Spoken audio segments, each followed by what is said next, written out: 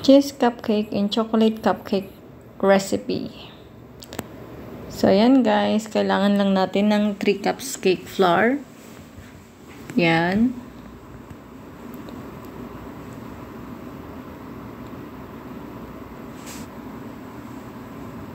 Two cups ng sugar.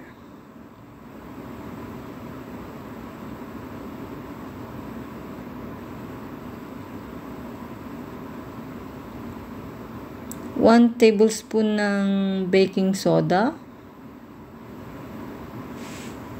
Baking powder, sorry. 1 tablespoon ng baking soda.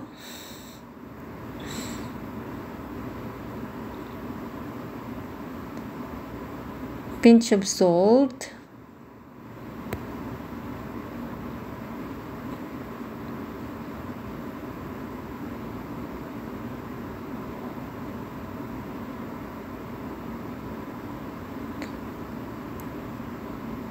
Two cups ng fresh milk.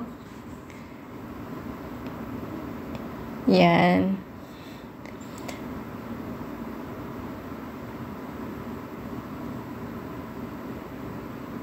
Mix lang natin sila all together using wire whisk.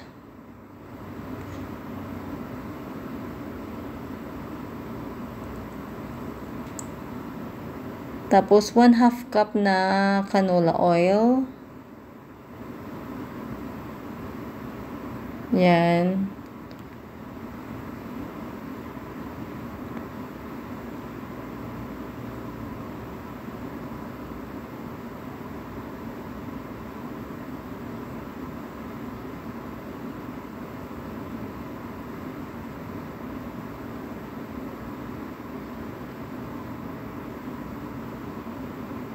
Yan, kukuha lang ng tubig. Wait lang guys, bear with me.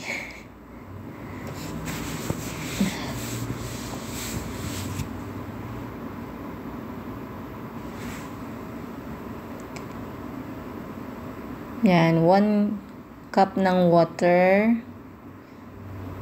Yan, mix lang po natin hanggang sa wala ng lumps. Lumps pala. Tapos, lagay po natin yung ating 2 eggs. Yun.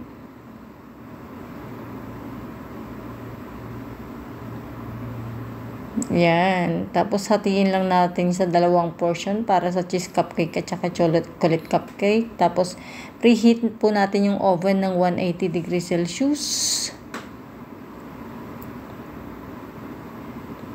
Yan yung ating grated cheese. I-mix po natin dun sa kalahati.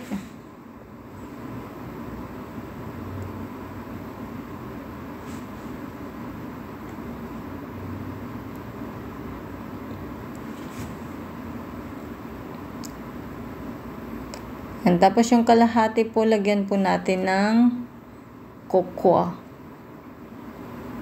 3 tablespoon ng cocoa powder.